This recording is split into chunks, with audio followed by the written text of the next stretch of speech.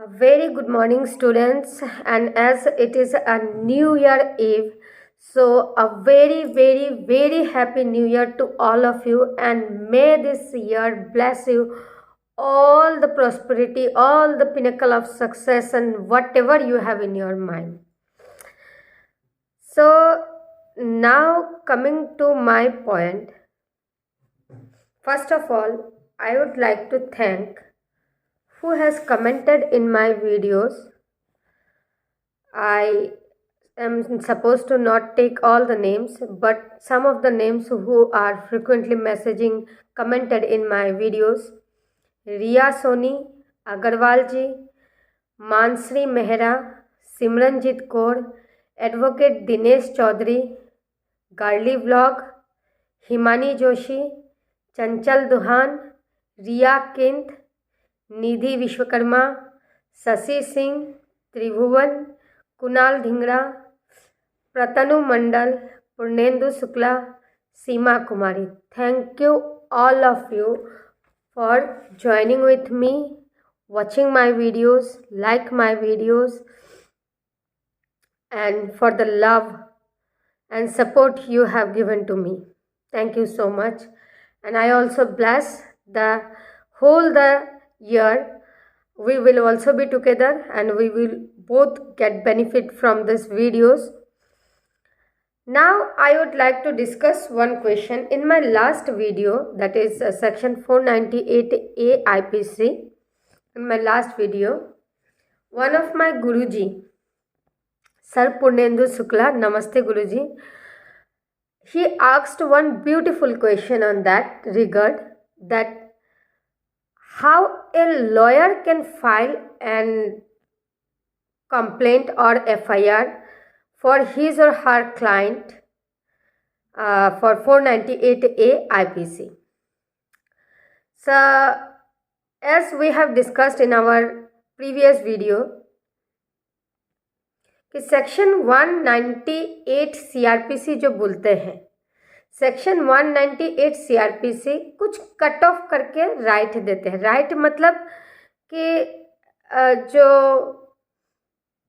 Husband है, जो wife है, विक्टिम है. I would like to read the section, actually the proper section 198 CRPC. So for just a moment, come to 198 CRPC.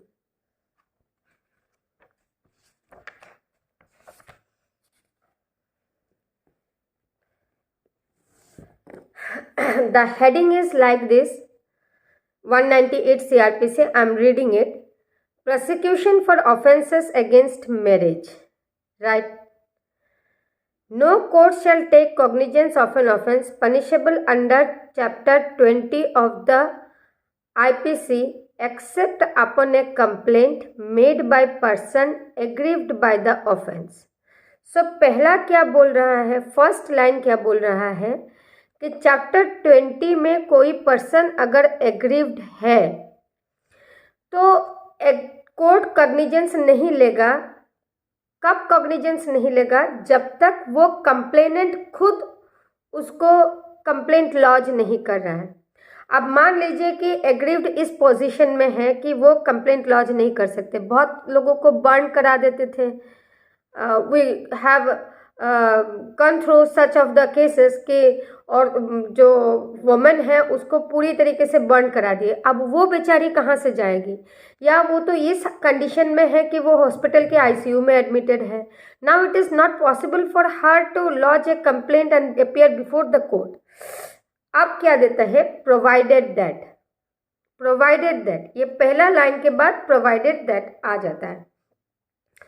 Where such person is under age of 18 years or is an idiot or a lunatic or is from sickness or infirmity unable to make a complaint or is a woman who according to the local custom or manner ought not to be compelled to appear in public, some other person may with the leave of the court make a complaint on his or her behalf.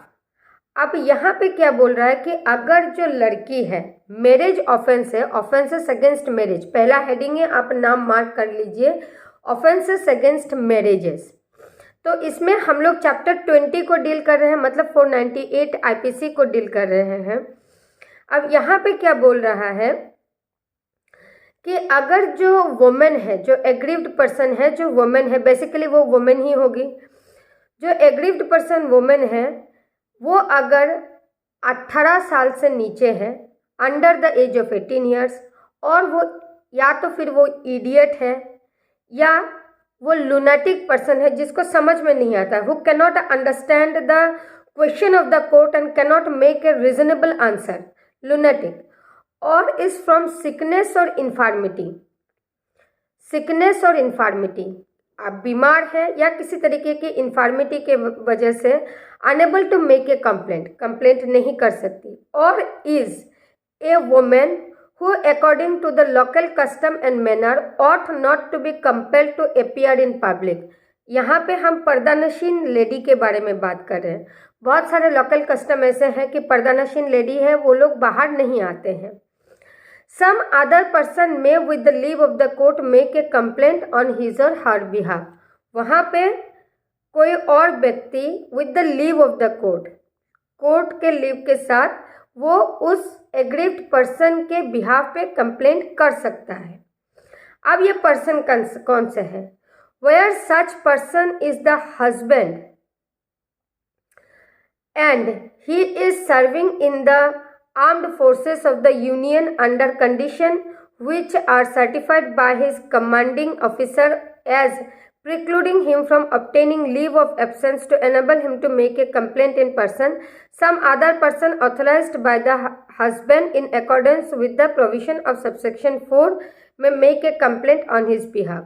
अगर उसका पति कोई armed forces में काम करता है जहाँ से वो पॉसिबल नहीं है कि वो एज ए पर्सन वहाँ पे आके कोर्ट में कंप्लेन करे, तो पर्सन का लीव के साथ, पर्सन का ऑथराइजेशन के साथ कोई और पर्सन और व्यक्ति वहाँ पे कंप्लेन कर सकता है।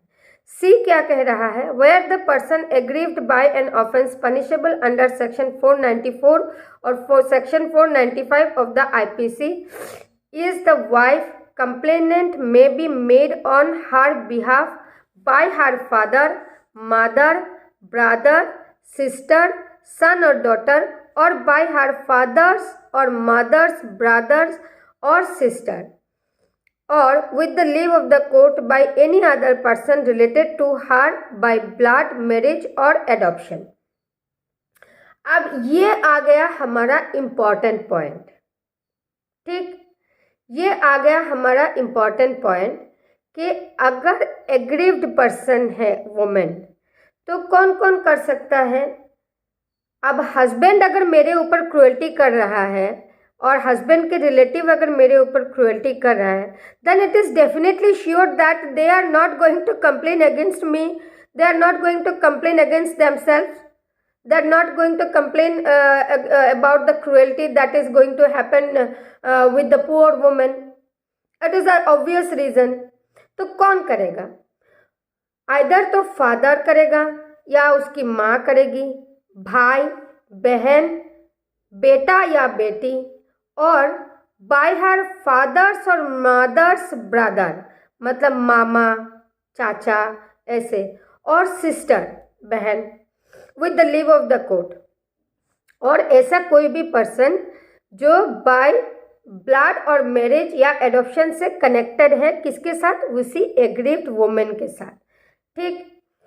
अब देखते हैं, for the purpose of subsection 1 no person other than the husband of the women shall be deemed to be aggrieved by any offence punishable under section 497 और 498 of the said code. Okay, ये हमारे section से deal नहीं कर रहा है। Right now what we are dealing with the topic, it is not related to this topic. Okay, now come to the question. What question has came to me कि lawyer कैसे file कर सकते हैं, ठीक, लॉयर कैसे file कर सकते हैं। मान लीजिए कि किसी वुमेन के साथ क्रुएल्टी हुई और वो इस कंडीशन में है कि वो खुद आके कंप्लेंट नहीं कर सकती, या इससे भी कंडीशन में है कि वो आईसीयू में है, she is in such a condition that she can not appear before the court और शी इज अ पर्दानशीन लेडी। तब क्या होता है, तब हम लोग लॉयर कंप्लेंट फाइल करते हैं। तो हम लोग किस प्रोविजन में हम क्रुएल्टी का कंप्लेंट फाइल करते हैं? That is the question asked by one of my sir, one of my colleague. So here I would like to discuss the provision given in CRPC section 2Q, where the definition of pleader is given. I would like to read the definition. Pleader. Who are pleader?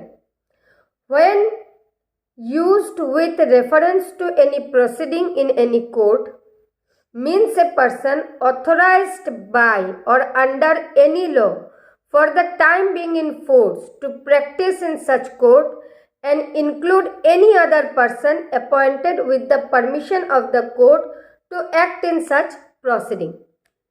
अब यहाँ पे क्या बोल रहे हैं कि हम जब प्लीडर बोलते हैं तो किसी भी केस के रिगार्डिंग या किसी भी कोर्ट के रिगार्डिंग अगर हम प्लीडर बोल रहे हैं तो मीन्स प्लीडर एक ऐसा पर्सन है हु इज ऑथोराइज्ड बाय और under any law at the time being in force. वो लॉ फोर्स में चल रहा है, वो लॉ चल रहा है, उसी लॉ के अंडर वो पर्सन ऑथोराइज हुआ है as a pleader to act to practice in such court.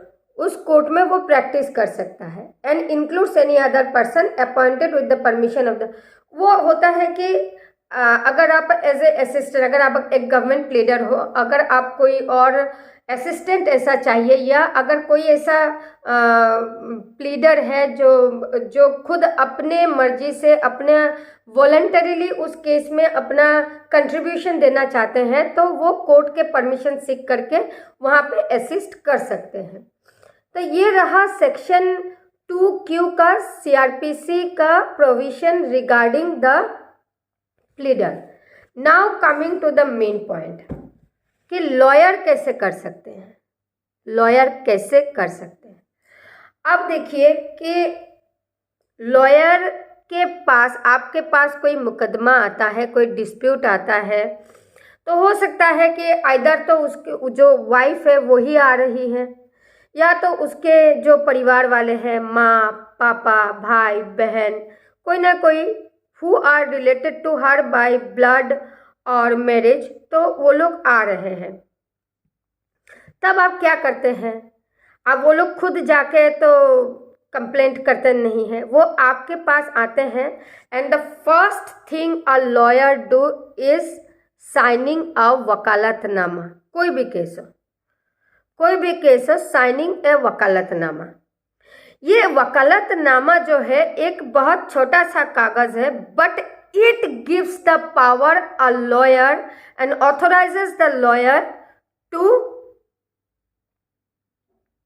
represent the case of the aggrieved person who is present before him or her and seeking relief. Now, when the wakalatnama is signed, it gives innumerous power, it gives a range of wide power, एक बहुत बड़ा arena का power दे देता है किसको? वकील साहब को, कि हाँ अभी आप हमारा केस लड़ोगे। अब हम आते हैं कि रोल ऑफ ए प्लीडर क्या है। प्लीडर का रोल क्या होता है? In criminal law accused must be present throughout the trial, otherwise it will vitiate the whole trial. ये हम जानते हैं कि क्रिमिनल लॉ में जो एक्यूज्ड है उसको आना पड़ता है। If representing the whoever is representing the accused को हमेशा आना पड़ता है, otherwise it will vitiate the proceeding. But in civil law it is not necessary. In civil law it is not necessary to present the parties. Parties can be represented by pleader. Parties को कौन represent करता है? Pleader represent करता है। अब क्या होता है कि जब आप एक वकालतनामा साइन करा लेते हैं, यू बिकेम ए प्लीडर। अब आपका फुटिंग क्या है? A pleader is pleading on behalf of the parties अब आप when you became a pleader you have signed the वकालतनामा by your parties। अब आप एक उनके स्टेप में फुटिंग कर लिए, उनके शूज में आप स्टेप कर लिए, you are stepping into the shoes of the parties. आप उनके बिहाफ पे केस लड़ेंगे, उनके बिहाफ पे उनको रिप्रेजेंट करेंगे। So that is the main point where a lawyer has the right or the power to complain or lodge an FIR or file a case of 498 IPC against his or her husband. अब यह आता है कि वकालतनामा क्या है। First, वकालतनामा क्या है? तो वेरी इनिशियली हिस्टोरिकली अगर हम देखें, historically the phrase vakalatnama had its origins from Urdu language, and that time wakalatnama means a power of attorney. However, over the time changes, law develop with the development of the society, तो वहाँ पे क्या हुआ, court ने बार बार उसको interpret किया। However, over the time the court have interpreted the term to mean it. What is wakalatnama? Wakalatnama is a written document authorizing an advocate with a range of legal power। जैसे हमारे party sign करके हमको वकालतनामा दे देते हैं तो वो हमें एक रेंज ऑफ पावर दे देते हैं, ठीक। Conferment of large and wide power on the council. अब हम उनके बिहाफ पे कोर्ट पे रिप्रेजेंट करेंगे, हम केस फाइल कर सकते हैं, FIR लॉन्च करवा सकते हैं, हम कंप्लेंट कर सकते हैं, हम उनके बिहाफ में एविडेंसेस लगा सकते हैं, हम उनके बिहाफ पे हर वो चीज़ आर्गूमेंट हम वो आर्गूमेंट थोड़ी करते हैं, हम उनके बिहाफ में आर्गूमेंट करते हैं, उनके बिहाफ में हम रूलिंग ढूंढ के लगाते हैं। तो this power is given by the document called vakalatnama. अब एक बहुत famous writer P. Ramanathan Iyer, he has written in his book Advanced Law Lexicon, where he has promptly defined wakalatnama as a memorandum of appearance which empowers a lawyer to plead before any court or tribunal।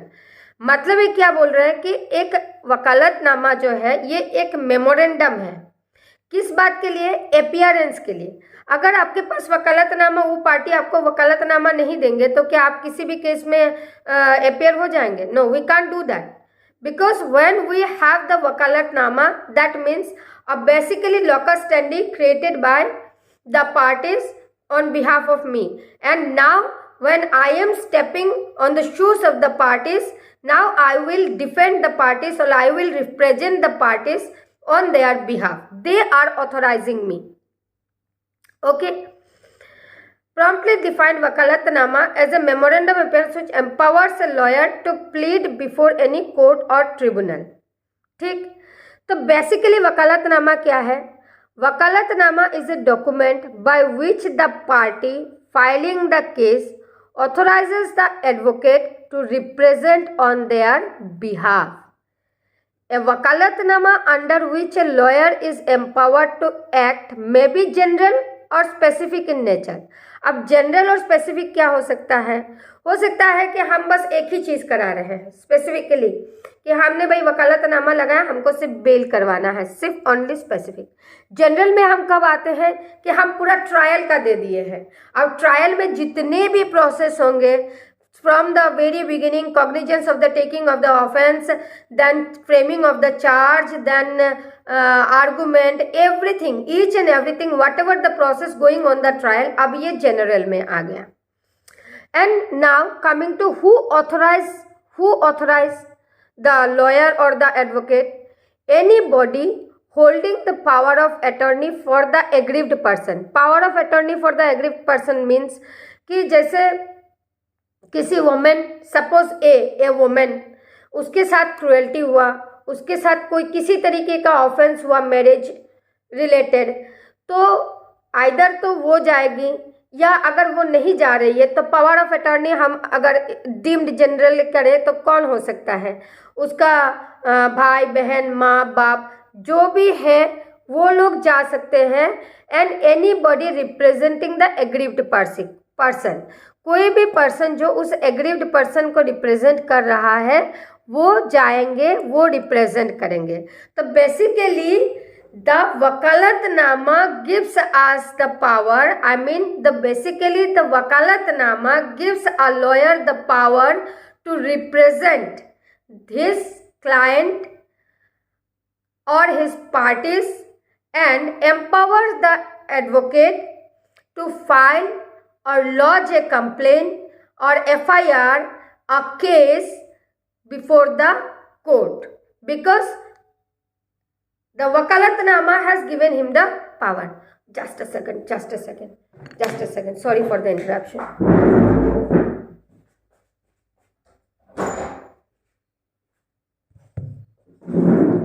Sorry for the interruption. Actually, someone has came in my house to wish a new year.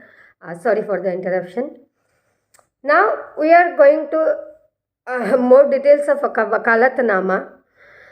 The meaning of Wakalatnama as defined in the Advocates Welfare Fund Act 2001 under section 2U. Wakalatnama includes a memorandum of appearance or any other document by which an advocate is empowered to appear or plead before any court, tribunal or other authority.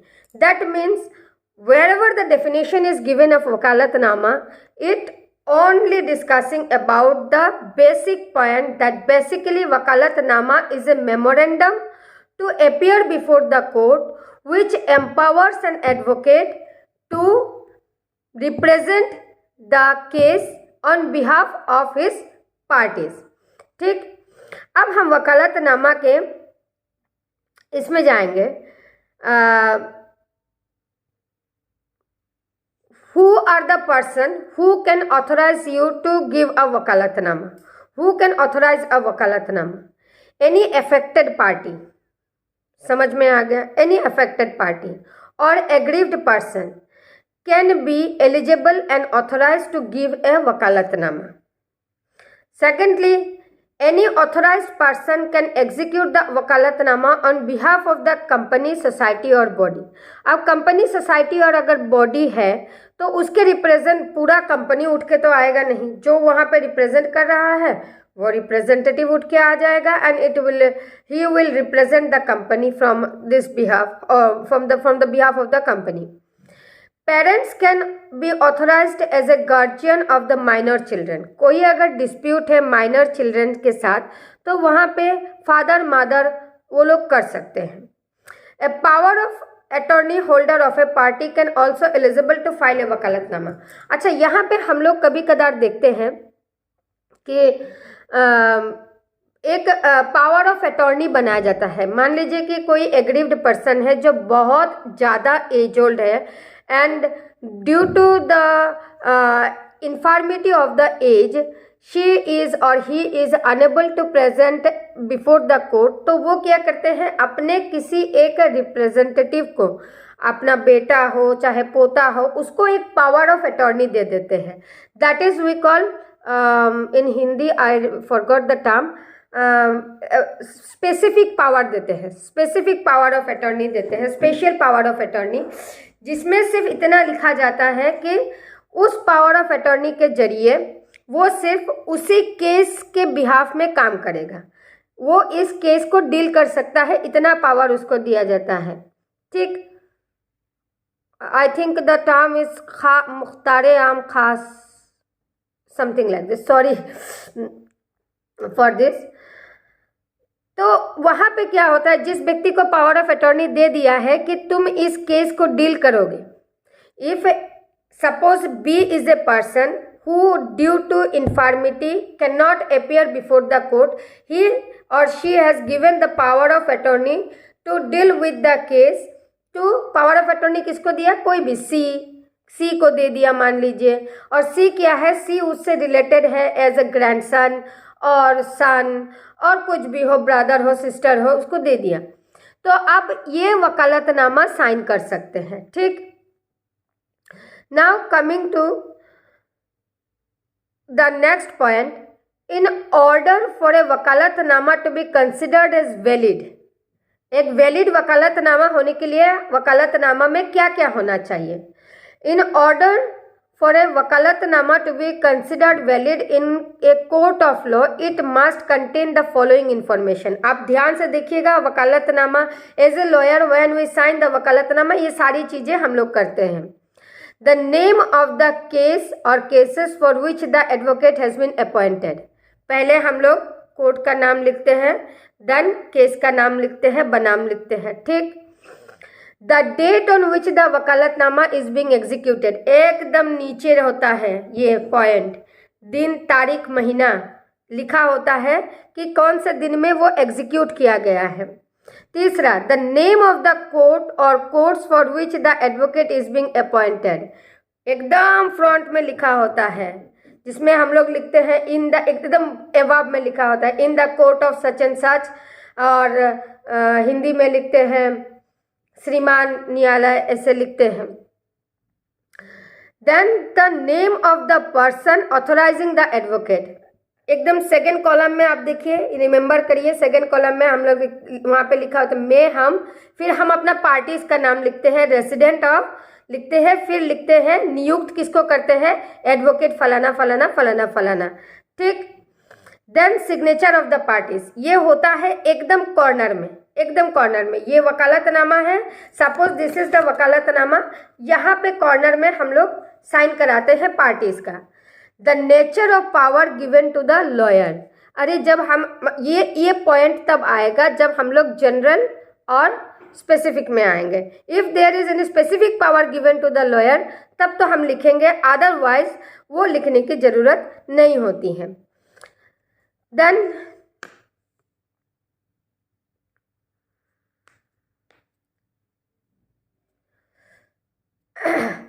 The advocate address, advocate address हम लोग नहीं लिखते हैं because वो नीचे रहते हैं, तो हम लोग रजिस्ट्रेशन नंबर अपना डाल लेते हैं। The advocate signature accepting the vakalatnama, ये तो हम करते हैं, सिग्नेचर करते हैं, अपना जो रजिस्ट्रेशन नंबर है ये डालते हैं। तो these are some of the ingredients for a valid vakalatnama. तो in short coming to the very question, I have discussed whole the purpose of wakalatnama, what is in wakalatnama, how the wakalatnama is considered to be a valid wakalatnama, who are authorized to give wakalatnama, and the content of the wakalatnama. So this much I have discussed. Basically for what purpose? Basically for the one simple question that how a lawyer or an pleader or an advocate is authorized to file or lodge a complaint on behalf of his or her client. This is only due to the wakalatnama, which gives us the power to file, lodge an FIR, a complaint or a case before the court, because when the wakalatnama is given to us, it gives us a wide range of power. Now we are stepping in the shoes of the parties and we represent the case before the court on behalf of the parties as like a party, right? Coming to the next part of the question, which has been asked, if the marriage is not lawful. Yesterday, that day I have discussed a case. If the marriage is not lawful, then what is the fate of 498A? Now, please concentrate and remember the point. The fate of 498A, when the legislature has crafted it, It is for the fate of the woman, to protect the woman from cruelty. Right? Legislature ने जब 498A IPC draft किए थे, जब 498A वाला कानून हमारे Indian IPC में जड़ित हुआ था, when it was inserted in our IPC, the mindset, the thinking of the legislature are not only to draft a law or an act, but उनका मोटिवेशन क्या था, उनका मोटो क्या था? उनका मोटो था कि क्रुएल्टी को स्ट्रिंजेंट कर देना है। क्योंकि एक टाइम था जब बहुत सारे पुअर लड़कियां, बहुत सारी लड़कियां ओनली ड्यू टू डाउरी, दहेज के चक्कर में, क्रुएल्टी के चक्कर में कितनों को जला दिए गए, कितनों को मार दिया गया, कितने घर बर्बाद हो गए। छोटे छोटे बच्चे रहते हुए भी उनकी मम्मी को टॉर्चर किया गया। Even I have seen A case, lots of cases, कि वहाँ पे उसके बॉडी में ब्रूसेस का जगह नहीं है और फिर भी उसको टॉर्चर किया गया। ये तो सिर्फ आप फिजिकल टॉर्चर सोच रहे हैं सर, मेंटल टॉर्चर सोचिए। अगर डाउरी नहीं दिया गया या किसी भी चीज़ के लिए आपको हर रोज यही ताना सुनना पड़े, तेरे माँ बाप, तेरे माँ बाप, तेरे माँ बाप, and it is going on through the 98% of the houses, 98% of the houses are going through this.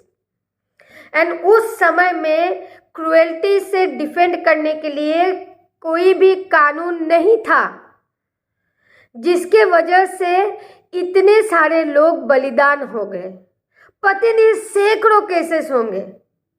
कुछ केसेस रजिस्टर्ड है जिसके बारे में हमको पता है, कुछ केसेस ऐसे ही रहे होंगे जो अननोन है। जहर खिला के मार दिया, अचानक मौत हो गई, जाओ लेके जला दिए, पोस्टमार्टम भी नहीं किया, पता कैसे चलेगा? गला घोट के मार दिया, लेके अरे पति है भाई, घर वाले हैं, लेके पहले ही बॉडी जला दिए, जाओ, कहाँ से पता चलेगा? ये क्रुएल्टी एक इतना मॉन्स्टर जैसा एविल था एक समय में। उस मॉन्स्टर को कंट्रोल करने के लिए the wisdom of the legislature has crafted the section 498 IPC to fate, only for the fate of the women, कि वुमेन को इस तरीके के जघन्य अपराध से, इस तरीके की घिनौने प्रताड़ना से, मानसिक हो शारीरिक हो, उसको ना गुजरना पड़े। कितने ऐसे लोग रहे होंगे, कितने ऐसे केसेस रहे होंगे जहाँ पे औरतों को खाना नहीं दिया जाता, जबकि वही बेचारी दिन भर खाना बना रही है, घर के बर्तन धो रही है, लेकिन उसके लिए खाना नहीं था। She was not even provided food. या तो हस्बैंड अपने शक के कारण उसको घर पे लॉक करके चला जाता था और वापिस आने के बाद काउंट करता था कि कितने ब्रेड खाए हैं, कितना नहीं खाए हैं। रूम में लॉक करके फेंक के रख के चले जाते थे।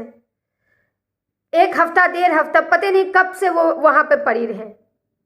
ये सब जो क्रुएल्टी है, सोशल इविल है, ये एक मॉन्स्टर की तरह इतने तरफ से अपने पाव, अपने tentacles, it has expanded so much of its tentacles to the society that the society has engravated. It has engravated the society. It has engulfed the society. The monster of cruelty has engulfed the society at that time. So, to protect the woman,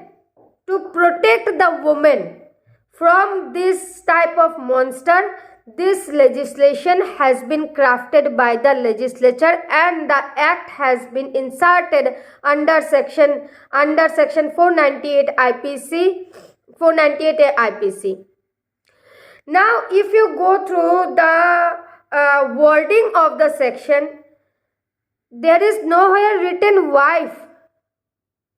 It is only the woman. Now, if the marriage is not valid or legal or illegal, what kind of the marriage is? लेकिन आप शादी तो एक लड़की से ही करोगे ना,